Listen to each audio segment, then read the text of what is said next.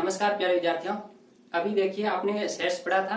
सबसे पहले तो सेट्स में आपने ये देखा कि हम किसी भी एक कलेक्शन को लें, चाहे कोई भी वस्तु जिनको वेल डिफाइंड कह सकें, तो उनको हमने सेट्स कहा था। उसके बाद में हमने पढ़ा था रिलेशन, यानी जो भी हमने सेट्स पढ़े थे उनमें से दो डिफरेंट सेट्स है वो आपस में किस प्रकार से रिलेशन रखते हैं उसको हमने पढ़ा। और अब हम पढ़ने वाले हैं कि उनमें से फंक्शन कौन कौन सा होगा, यानी कि रिलेशन तो हो लेकिन उनमें से फंक्शन योग्य कौन कौन से रिलेशंस है। क्योंकि सोसाइटी में आपने देखा फंक्शन योग्य सारे रिलेशंस नहीं होते हैं, तो उनमें से कौन से रिलेशंस है वो फंक्शन के योग्य है, कौन सी एबिलिटी रखते हैं। जैसे आपको एक देसी एग्जांपल दे रहा हूं। जैसे आपने देखा होगा कि जैसे कहीं पर कोई फंक्शन हो, जैसे आपने वैसे अभी लॉकडाउन में कोई फंक्शन कम ही देखे गए हैं क्योंकि इसमें सोशल डिस्टेंसिंग जरूरी है, लेकिन आप पहले कई फंक्शंस में गए होंगे, उसमें देखा होगा कि किसी शादी पार्टी में कहीं जाते हैं तो वहां पर आप जो गेस्ट्स आ रहे हैं वो कहलाएंगे आपके सेट ए, यानी कि उनको हम कह देते हैं सेट ए है। और उनका सामने रिलेशन किससे होगा, वहां पर रिलेशन होगा जो वहां पर खाने की प्लेटें रखी होती है उनसे रिलेशन है। हम फिलहाल इन दो सेट्स की बात करते हैं जिसमें जो गेस्ट्स हैं वो होते हैं आपके सेट ए और जो वहां पर प्लेटें लगी है उनको कह देते हैं हम सेट बी। तो आपके लिए फंक्शन अच्छा कब होगा, आप जैसे ही गए वहां पर तो यदि आपने वहां जाकर एक प्लेट ली तो ये आपके लिए अच्छा है, या फिर एक प्लेट लेकर वहां पर दो जने साथ में खाने बैठ गए ये भी अच्छा है। लेकिन एक जना गया और दो प्लेटें उठाकर ले आया, दो प्लेट्स के साथ में उसका कोई रिलेशन नहीं हो सकता है। रिलेशन हो तब वो चाहे कैसा है उससे फर्क नहीं पड़ता, लेकिन वो फंक्शन में एक अच्छी बात नहीं है। तो जैसे आप देखते हैं कि उसमें जो सेट ए है और दूसरा सेट आपके बी है। इस सेट बी का जैसे सेट ए के अंदर मान लेते हैं एक आदमी है, ए है, बी है और सी है। इधर जो आपके पकवान बने मान लेते हैं डी है, ई है और एफ। अब इसमें आप देख सकते हैं कि एक आदमी जाकर एक प्लेट ले सकता है और दो आदमी एक ही प्लेट पर खाना खा सकते हैं और ये आदमी ये खाना खा सकता है। एक प्लेट फ्री भी रह सकती है, लेकिन कोई आदमी है वो भूखा नहीं रहना चाहिए।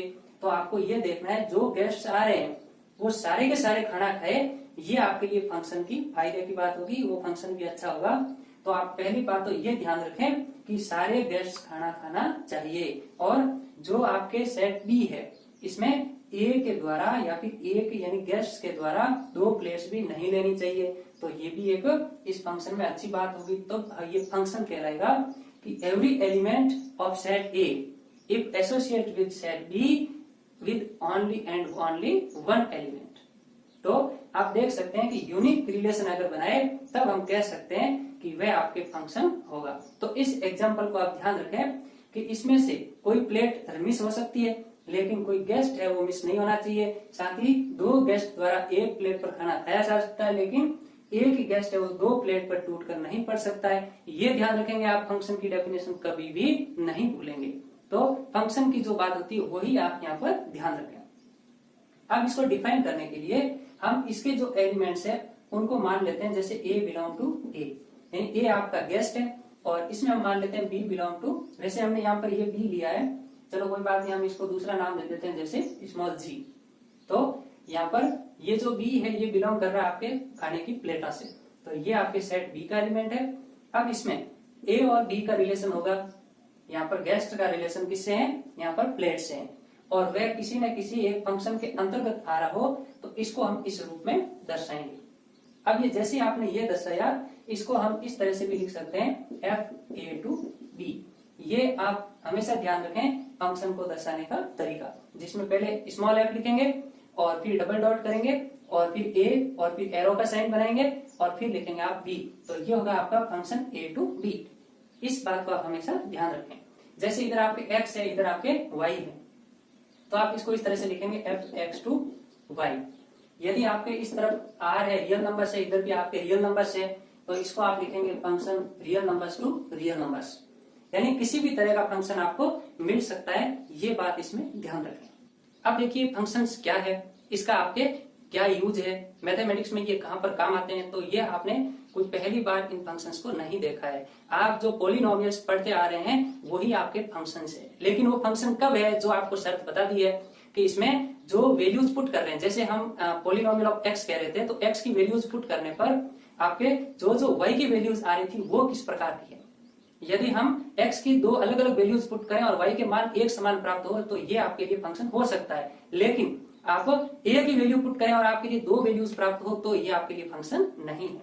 तो इसी तरह के आपको अलग अलग जो फंक्शंस हम पढ़ेंगे आज, वो उनमें से प्रमुख फंक्शन कौन से देखिए।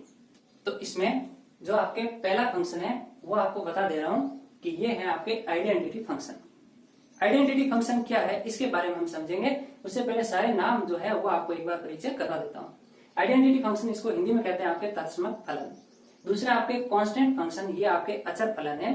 पॉलिनोमियल फंक्शन, ये आपके बहुपद फलन है जो आपने पॉलिनोमियल पढ़ा सेम है।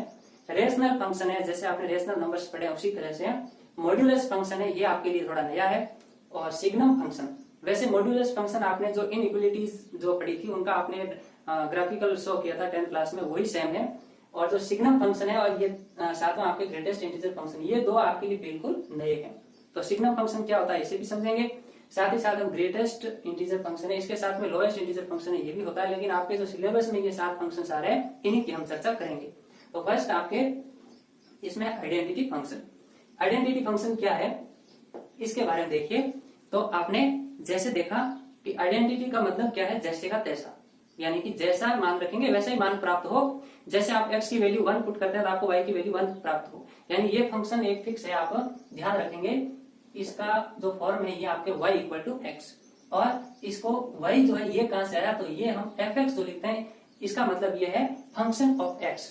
इसे हम इस तरीके से पढ़ेंगे, फंक्शन ऑफ x। ये आप ध्यान रखें, ये x आपका जो वेरिएबल है और इसमें हम कहेंगे फंक्शन ऑफ x। यहाँ पर x की जगह कुछ भी हो सकता है, लेकिन हम कार्टेशियन के अनुसार हम इनमें x और y ही ले रहे हैं ताकि इसमें ग्राफ बनाने में आपको आसानी हो। फिर देखिए जो y इक्वल टू एक्स है ये आपका इस तरह से होगा f(x) इक्वल टू एक्स, यानी ये आपका एक फंक्शन हो गया, इसे हम कहेंगे आइडेंटिटी फंक्शन।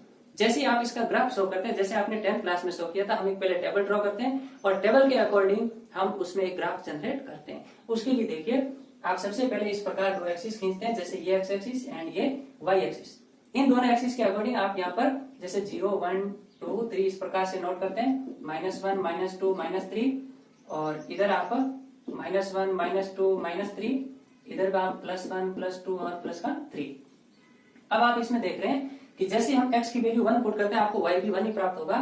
तो ये पॉइंट मिल गया आपको, इस तरह से ये 2 पर 2 मिल गया, 3 पर 3 मिल गया। इस प्रकार इधर ये आपके -2 -2 -3 मिल गए। अब जैसे इनको हम इस प्रकार मिलाएंगे एक दूसरे को तो ये आपको एक सरल रेखा प्राप्त होगी और ये आपके एक्सिस के साथ में 45 डिग्री एंगल के साथ में होगी। यानी इसका अर्थ ये हुआ कि हम प्लस का 1 रखेंगे तो आपको प्लस का 1 मिलेगा, माइनस का 3 रखेंगे तो माइनस का 3 मिलेगा। यानी इसमें हम जो मान पुट करेंगे वही मान प्राप्त होगा, इसी कारण इसका नाम रखा गया तत्समक फलन। नेक्स्ट और सेकंड है इसमें कांस्टेंट फंक्शन। तो कांस्टेंट फंक्शन में देखिए कि ये आपका नाम से स्पष्ट है कि जब वैल्यूज आपको कांस्टेंट मिले, यानी कि आप x की चाहे कोई भी वैल्यू पुट करते हैं आपको हमेशा y की वैल्यू एक जैसी मिले, तब वह आपके फंक्शन होगा कांस्टेंट फंक्शन। तो इसमें आप देख सकते हैं कि जो आपके पास में जैसे फंक्शन है f(x) इक्वल टू c, इसमें हम इसलिए लिख रहे हैं ये कांस्टेंट वैल्यू है। इसका एग्जाम्पल आपको दे देता हूं, जैसे आपने ऐसे पॉलिनोमियल्स देखे हैं या फिर आपने y इक्वल टू 5 ये आपने इक्वेशन देखी होगी। तो ये जो इक्वेशन है इसी का नाम है दूसरा आपके कांस्टेंट फंक्शन। ये कांस्टेंट फंक्शन कैसे है देखिए, y को हम लिखेंगे function of x equal to 5। यहाँ पर x जो है वो हम किस रूप में दर्शा सकते हैं, जैसे x टू द पावर 0। आप x की चाहे कोई मान रख देंगे यहाँ पर, तो पावर 0 होने पर इसकी वैल्यू 1 होगी और 1 का इसके साथ गुणा होने पर 5 मिलेगा आपको, यानी y हमेशा इसमें इक्वल रहने वाला आपके 5। तो आप इसका जब फिगर ड्रॉ करेंगे, इसका जब आप पार्टीशन इस प्रकार से निर्देशित तंत्र दर्शाएंगे तो ये आपके हो जाएगा इसमें y इक्वल टू 5। तो y इक्वल 5 कैसे दर्शाएंगे कि आप x की चाहे कोई वैल्यू प्राप्त हो आपको, यहाँ पर आपको हमेशा 1 2 3 4 5, यानी यहाँ पर ये 5 है ये 0 है, तो चाहे x की कोई भी वैल्यू आप इसमें पुट कर दें तो उसके लिए आपके ये वैल्यू है वो 5 ही मिलने वाली है।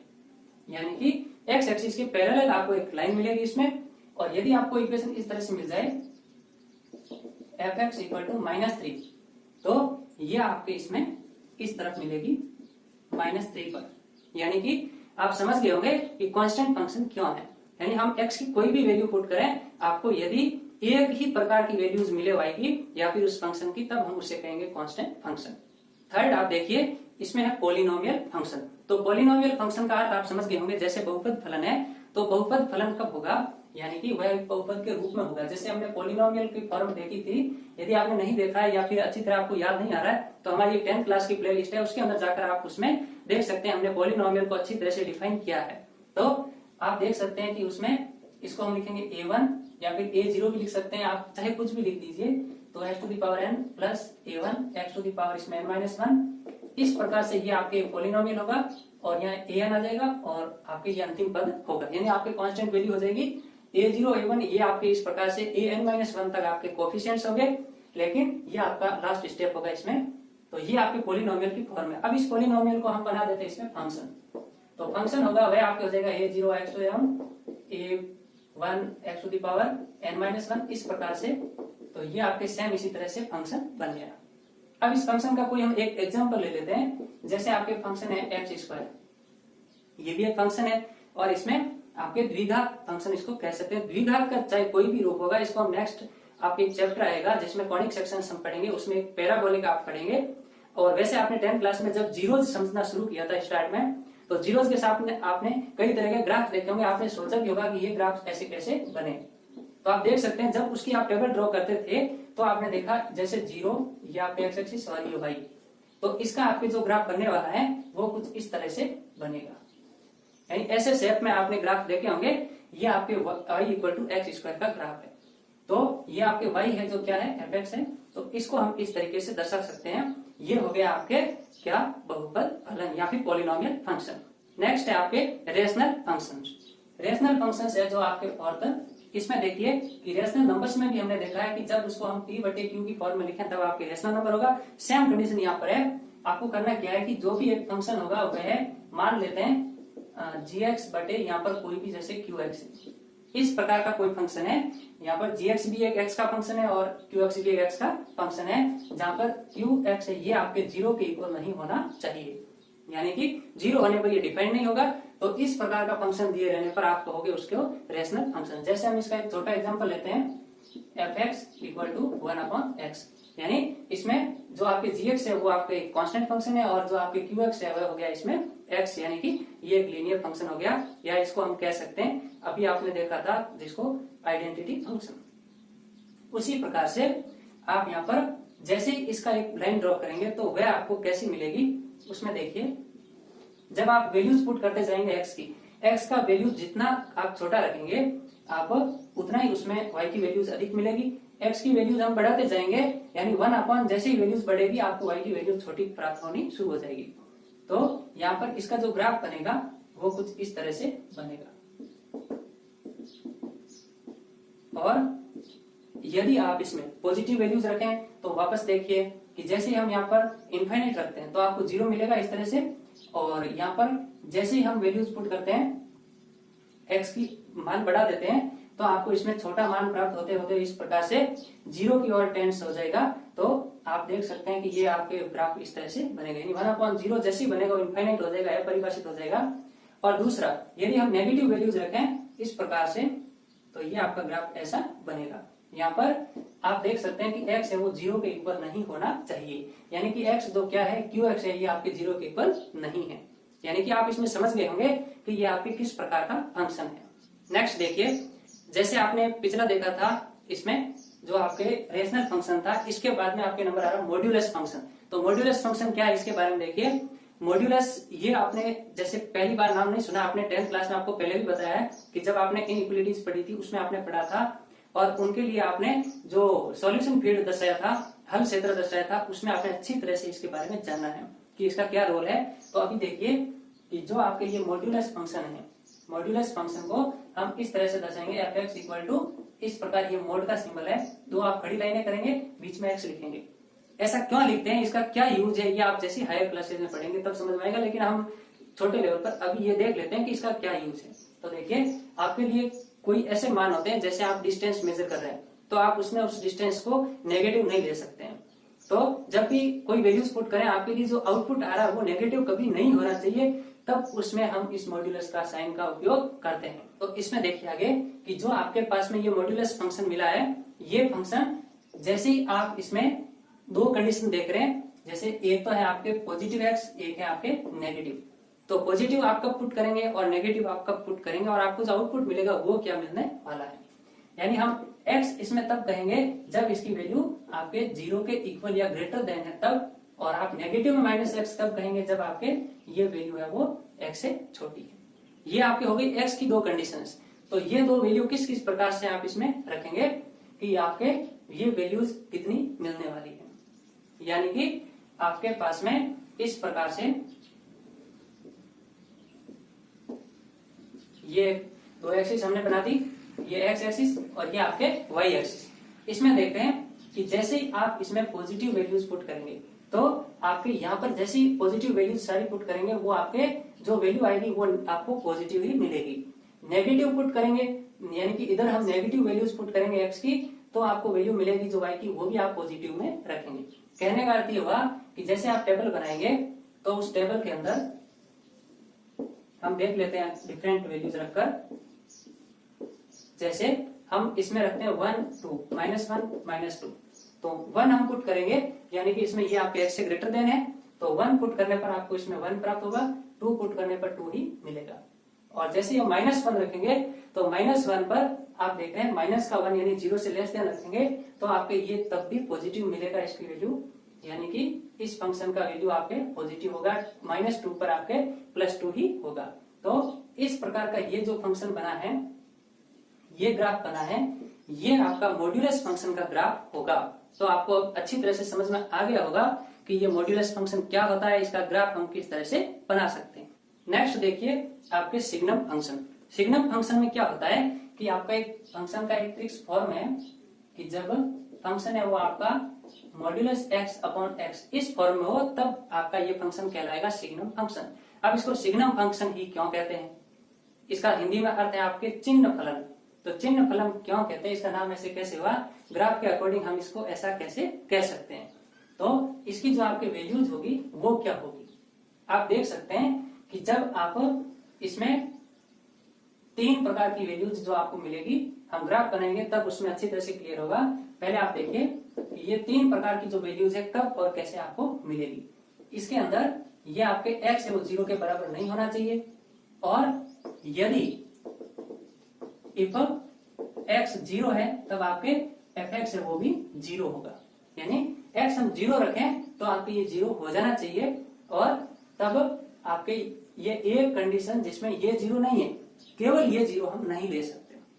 तो इसमें आप देख सकते हैं कि जब आपके x है वो ग्रेटर देन 0 हो तब आपकी इसकी वैल्यू मिलेगी 1, जब x है वो आपके 0 हो तब आपको 0 मिलेगा, और जब आपके x है वो लेस देन 0 हो यानी आपकी नेगेटिव वैल्यू हो तब आपकी इसकी वैल्यू इसमें -1 रहने वाली है। यानी ये 3 अलग अलग प्रकार के फंक्शन इसमें एक फंक्शन के अंदर आपको मिलेंगे। यानी कि 2 फंक्शन जो है ये आपके इस प्रकार से कांस्टेंट फंक्शन की तरह होंगे, ये केवल पॉजिटिव की तरफ जाएगा, ये आपके केवल नेगेटिव की तरफ जाएगा। तो आप इसमें देख सकते हैं कि आपका ये हो गया इसमें कार्टेशियन फॉर्म, और ये आपके इसमें x एक्सिस होगा, इसको y एक्सिस या फिर इसमें फंक्शन ऑफ x कह सकते हैं इसको। तो इसमें आप देख सकते हैं कि जैसे ही हम 0 पुट करेंगे तो इसकी वैल्यू आपके रहने वाली है 0। अभी 0 क्यों रहेगी, इसको हम हायर क्लासेज में लिमिट के अंदर अच्छी तरह से समझेंगे। तो आप देख सकते हैं कि x का मान 0 रखें तब इसकी वैल्यू आपको मिलेगी 0। फिर आप देख रहे हैं कि जैसे ही हम इसमें 1 पुट करें, यानी कि आपके x ग्रेटर देन 0 है, जैसे ही हम 1 पुट करें इसमें तो 1/1 आपके ये रह जाने वाला इसमें हमेशा एक समान वैल्यू। जैसे 2/2 है तो 1 रहेगा, आपके 10/10 है तो भी आपके 1 ही रहेगा, यानी कि आपको प्रत्येक x के मान के लिए इसमें 1 ही मिलेगा। तो इसमें ये आप जगह खाली रखेंगे क्योंकि आपको इसमें कभी भी ये वैल्यू जो है वो आपको यहाँ पर प्राप्त हो गई तो ये जगह इसमें खाली हो गई। अब इधर के प्रत्येक x के मान के लिए x ग्रेटर देन 0 के लिए आपको 1 ही मिलेगा। फिर आप देख रहे हैं कि x लेस देन 0 यानी आप लेस देन 0 ये तो आपके पॉजिटिव हो जाएगा, जो मॉड्यूलस है ये तो पॉजिटिव हो जाएगा, लेकिन अपन में आपकी जो x है ये आपके नेगेटिव वैल्यूज रखने पर आपके माइनस का साइन है वो फिक्स रह जाएगा, तभी इसका नाम है वो सिग्नम फंक्शन है कि साइन की इसमें क्या वैल्यू है। तो ये आपके जब 0 पुट करेंगे तब तो आपकी वैल्यू है वो ब्लैंक रखते हैं, ये रिक्त स्थान है। और फिर इधर के प्रत्येक आपके x लेस देन 0 है उसके लिए इसकी वैल्यू आपके -1 रहने वाली है। यानी आपके fx की जो वैल्यू होगी वो इस लाइन पर है, तो ये आपके कांस्टेंट वैल्यू रहेगी -1 और इधर आपके रहेगी +1। ये कब रहेगा? जब x ग्रेटर देन 0। ये कब रहेगा? जब x इक्वल टू 0। ये रहेगा आपके x लेस देन 0। ये आप अच्छी तरह से इसको याद रखें, ये कॉम्पिटिटिव एग्जाम्स में भी काफी हेल्पफुल होता है। अब आपके सिलेबस में जो नेक्स्ट एंड लास्ट जो आपके फंक्शन है वो है ग्रेटेस्ट इंटीजर फंक्शन, यानी कि महत्तम पूर्णांक फलन। ये इस प्रकार का है कि आप कोई भी चाहे वैल्यू पुट कर दें, लेकिन उसमें जो आपको वैल्यू प्राप्त होगी वो हमेशा उसमें ग्रेटेस्ट इंटीजर ही हो। यानी जो वैल्यू आप पुट करें, चाहे आप डेसिमल में पुट करें, जैसे आप माइनस का 0.3 रख दें, तो माइनस का 0.3 रखने का मतलब ये होगा कि उसकी वैल्यू आपके माइनस की 1 होगी। क्यों है ये हम नेक्स्ट समझेंगे। जैसे आप 1.2 रखेंगे तो इसमें 2 नहीं होगा, इसमें वैल्यू आपके जो बैक इंटीजर है वो हमेशा इसकी वैल्यू होगी। तो इस फंक्शन को हम इसमें लिखेंगे, इसको हम fx लिख देते हैं। fx इक्वल टू ये इसका साइन होगा, इसको महत्तम पूर्णांक फलन कहते हैं। इसमें आप लिप ब्रैकेट बनाएंगे आप और इसमें क्लोज रखेंगे x को, और ये आपके जो इस प्रकार से फॉर्म है इसका नाम हमेशा आप याद रखें GIF। ये आपके ग्रेटेस्ट इंटीजर फंक्शन। अब जैसे आप इसमें इफ जो आपके x की वैल्यू है वो आपके 0 के इक्वल या ग्रेटर देन है, 0 के इक्वल या ग्रेटर देन है और आपके लेस देन है 1 से, तब आपके इस फंक्शन की जो वैल्यू होगी वह होगी इसमें 0।